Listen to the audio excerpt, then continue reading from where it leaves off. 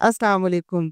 औज़ु बिल्लाहि मिनश शैतानिर रजीम, बिस्मिल्लाहिर रहमानिर रहीम। यहाँ मौजूद हमारी अदब से, मीडिया से, सहाफ़त से ताल्लुक़ रखने वाली बहुत ही मोतबर बहनें मौजूद हैं। उसके अलावा हमारी president Pakistan Islamic medical association की जो प्रेसिडेंट है वो भी मौजूद हैं।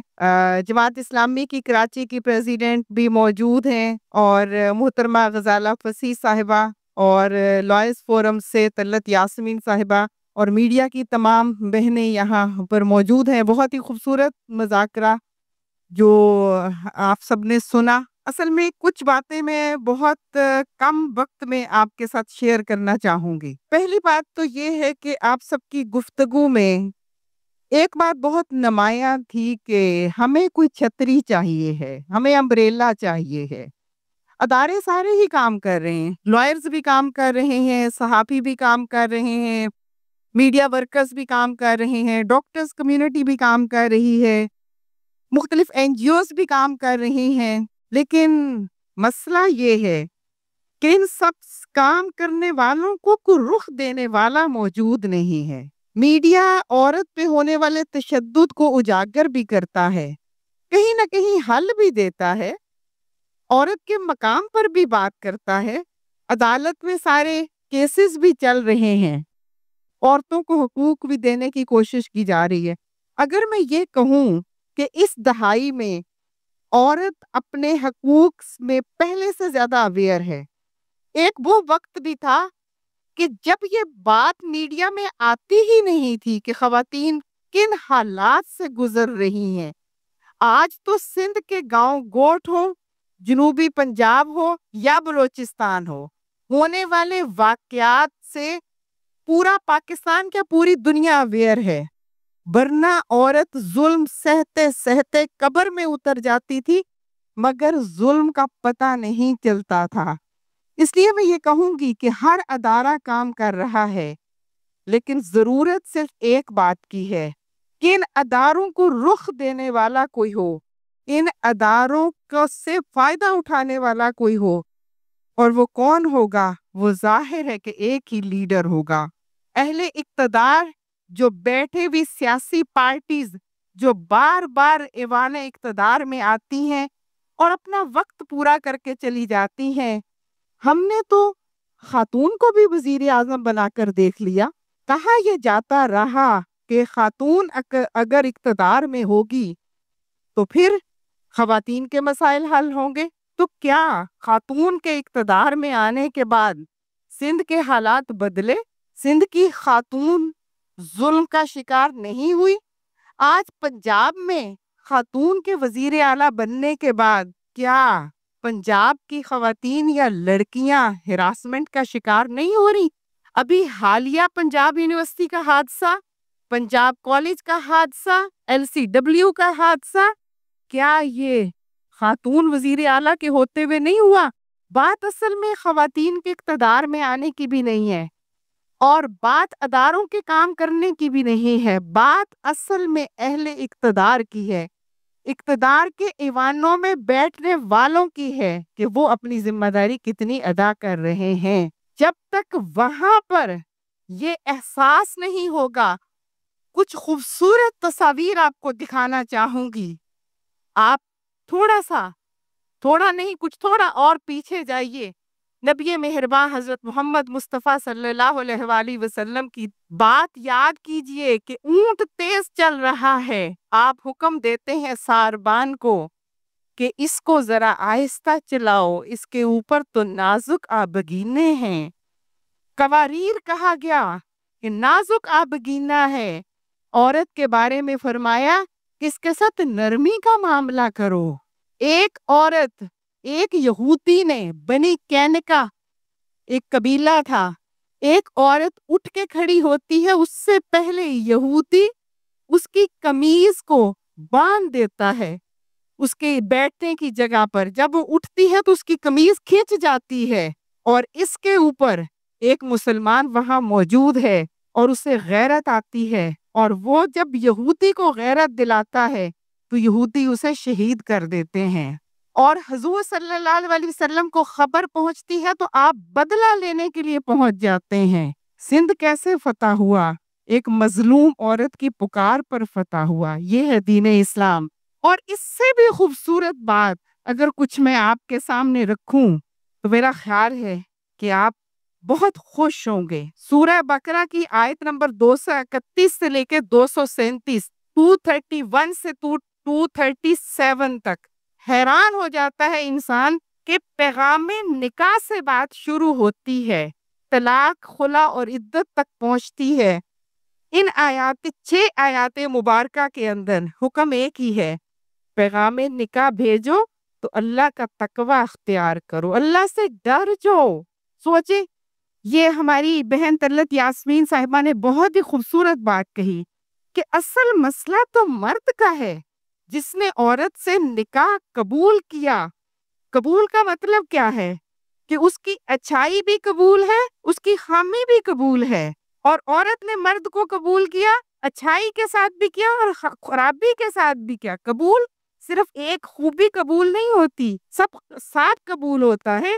تو اللہ تعالیٰ نے کیا سب سے پہلی بات کہ تم پیغام نکاح دو تو بھی اللہ سے ڈر کے، پھر اگر تمہیں طلاق دینی ہے تو بھلے طریقے سے اس کو رخصت کرو، اللہ کا ڈر۔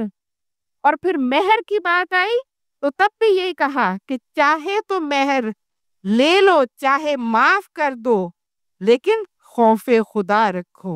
پھر دوسرے نکاح کی بات آئی تو پھر بھی یہی بات کہی کہ اللہ کا تقوی اختیار کرو۔ عدت کی بات کہی تو پھر بھی یہی کہ اللہ کا تقوی اختیار کرو۔ یہ بات اللہ کا تقوی کیا ہے؟ خوف خدا ہے۔ حقیقت یہ ہے کہ ان سب مظالم کا ایک ہی حل ہے اور وہ اللہ کا خوف ہے۔ 2020 کا قانون ہو جو ویمن وائلنس کے انگیسٹ ہے، یا ورک پلیس پہ قانون ہے، قانون بنا لیکن کیا فرق پڑا؟ میں اپنے بہت قریب کا حادثہ بتاؤں کہ بچی کو مارا اور اس نے فون کر دیا، شوہر تھانے پہنچ گئے، بعد میں طلاق ہو گئی۔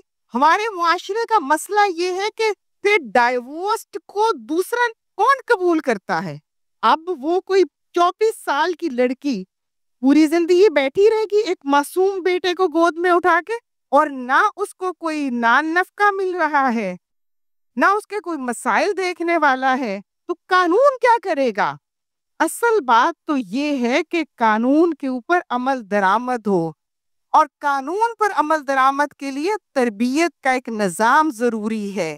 ایک طرف یہ ہے کہ بہو کے اوپر ظلم ہے، ٹسکا کا ظلم سب کو نظر آ رہا ہے، اور بہت بڑا ظلم ہے، اس سے کوئی انکار نہیں۔ اور آپ نے ان لڑکیوں کے انٹرویو سنے ہوں گے جو کو ایجوکیشن کے اداروں کے اندر کہتی ہیں کہ ہم اپنے اساتذہ سے ہراس ہوتے ہیں۔ آپ نے اداروں کے اندر کام کرنے والی خواتین سے یہ سنا ہوگا، اور دوسری طرف آج کی بچی، میرے سے ایک دفعہ ایک خاتون نے پوچھا کہ آپ بچیوں کو اتنا زیادہ پڑھانے کے حق میں کیوں ہیں؟ تو میں نے کہا اسی لیے میں حق میں ہوں جس لیے آپ اپنی بیٹیوں کو ماسٹرز اور پی ایچ ڈی کرانے کے حق میں ہیں۔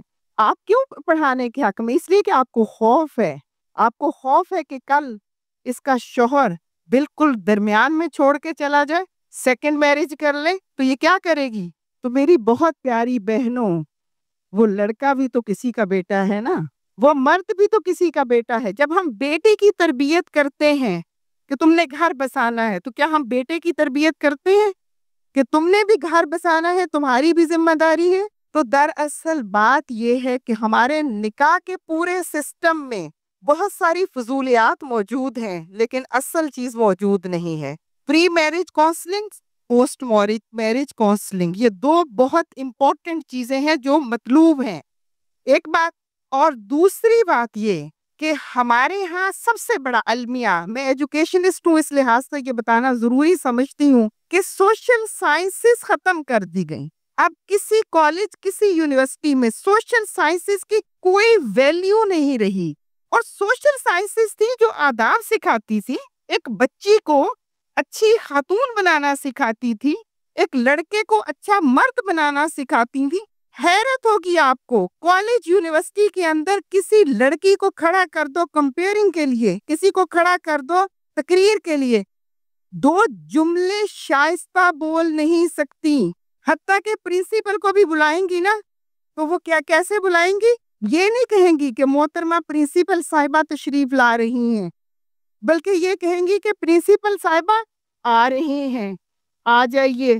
یعنی وہ بھی ایک جملہ اپنے استاد کے لیے بھی، ہم پاس سے گزر رہے ہوتے ہیں اور کیسی بےہودہ گفتگو ہوتی ہے کہ کان لپیٹ کے گزر جاتے ہیں۔ تو دراصل مسئلہ تعلیمی نظام سے شروع ہوتا ہے، بلکہ اس سے بھی پہلے ماں کی گود سے شروع ہوتا ہے۔ جب ماں گود میں بچے کو پکڑ کے ڈرامہ دیکھتی ہے، دودھ پلاتے ہوئے فلم دیکھتی ہے، تو اس کے بعد کیا ہوگا؟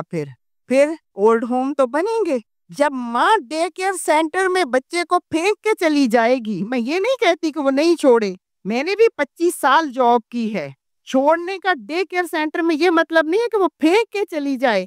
میں اپنی آنکھوں سے ماں کو، بچے کو ڈے کیئر سینٹر میں پھینک کے جاتا ہوا دیکھتی ہوں، آج کی ینگ مدر کو۔ اصل بات یہ ہے کہ پورے نظام کو تربیت کی ضرورت ہے، ہر ادارے کو تربیت کی ضرورت ہے۔ اگر ہم الگ الگ کام کرتے رہیں گے تو کوئی نتیجہ نہیں نکلے گا۔ ضرورت اس بات کی ہے، جیسے اہل غزہ نے متحد ہو کر اپنا مقدمہ لڑا ہے، وہ شہید ہو رہے ہیں، ہر چیز تباہ و برباد ہو رہی ہے، لیکن پوری دنیا کے سامنے اپنا مقدمہ لڑا ہے، پوری دنیا کو اپنے اوپر ہونے والا ظلم دکھایا ہے، ثابت کیا ہے۔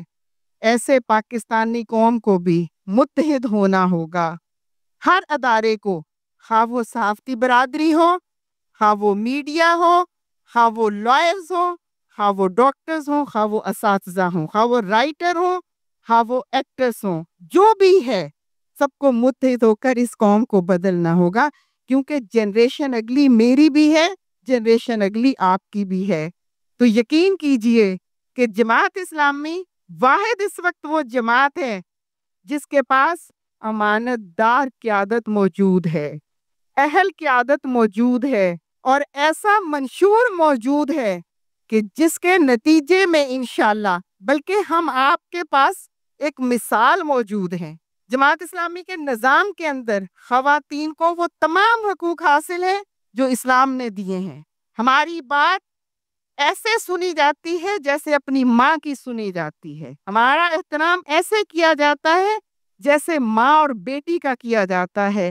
ہم جماعت کے سسٹم کے اندر اپنے آپ کو اتنا محفوظ سمجھتے ہیں جتنا اپنے گھر کے اندر محفوظ سمجھتے ہیں۔ ہم اپنی قیادت سے اس قدر مطمئن ہوتے ہیں کہ وہ ہماری ہر بات کو سنیں گے اور مانیں گے۔ تو الحمدللہ جماعت اسلامی وہ نظام رکھتی ہے۔ ضرورت اس بات کی ہے کہ پاکستانی قوم جماعت کی اس لیڈرشپ کو سمجھے، اس کے پیغام کو سمجھے اور ہمارے منشور کو سمجھے۔ ہمارے منشور کے اندر جو ہم نے ہر سطح پہ شائع کیا ہے کہ عورت کو، ہر خاتون کو فری تعلیم بھی ملے گی، اور ہم طبقاتی ایجوکیشن کا جو طبقاتی سسٹم ہے اس کو بھی ہم ختم کرنا چاہتے ہیں۔ سب کو ایک جیسی تعلیم ملے گی اس کے ٹیلنٹ کے مطابق، ہر عورت کو فری اور فوری علاج ملے گا۔ لوگ یہ سمجھتے ہیں کہ جماعت اسلامی حکومت میں آئے گی تو عورتوں کو گھر بٹھا دے گی، ایسا قطعاً نہیں ہے۔ آپ کو یہ بتاؤں کہ صحابیات غزوات میں بھی شریک ہوتی تھیں، صحابیات کاروبار بھی کرتی تھیں، صحابیات تفریح بھی کرتی تھیں۔ اللہ کے نبی صلی اللہ علیہ وسلم خود پتلی تماشا حضرت عائشہ صدیقہ رضی اللہ تعالیٰ عنہ کو آپ نے خود کھڑے ہو کے دکھایا، آپ خود اپنی ازواج کے ساتھ دوڑ کا مقابلہ کیا کرتے تھے۔ یعنی کوئی تفریح کے اوپر نہ کوئی قید ہے، اور نہ ہی جماعت اسلامی آئے گی تو کوئی زبردستی حجاب پہنا دے گی۔ ہمیں کسی نے حجاب پہننے کے لیے نہیں کہا، ہمیں کسی نے عبایا پہننے کے لیے نہیں کہا، ہم سب اسی معاشرے کا حصہ ہیں، ہم بھی اسی طرح تھے، لیکن جب ہم نے قرآن پڑھا تو ہم نے شوق سے اس کو اختیار کیا، نہ ہمیں گھر سے کسی نے پابند کیا، نہ جماعت سے کسی نے پابند کیا۔ جماعت اسلامی ہر کسی کو، ہر عورت کو کھیل کا میدان بھی دے گی، جیسے بنو قابل میں برابر اپرچونٹی دے رہی ہے، لڑکوں کے برابر اپرچونٹی دے رہی ہے، اسی طرح طالبات کو، لڑکیوں کو، خواتین کو ہر میدان میں برابر اپرچونٹی دے گی۔ اس لیے میں آپ سے یہ گزارش کرنا چاہوں گی کہ آپ سب جماعت اسلامی کا ساتھ دیجئے، جماعت کے پیغام کو آگے پہنچائیے۔ انشاءاللہ اس ملک کی تقدیر اللہ تعالیٰ ضرور بدلیں گے، اور انشاءاللہ جماعت اسلامی کے ہاتھوں بدلیں گے۔ کراچی کی تاریخ عبدالستار افغانی صاحب کی تاریخ ہو، نعمت اللہ صاحب کی ہو، یا آج حافظ نعیم الرحمن صاحب کی ہو، ایک روشن اور تابندہ ہمارا ماضی ہے، روشن اور تابندہ ہمارا حال ہے، اور انشاءاللہ اس پاکستان کا مستقبل بھی روشن اور تابندہ ہوگا۔ پاکستان زندہ باد۔ السلام علیکم۔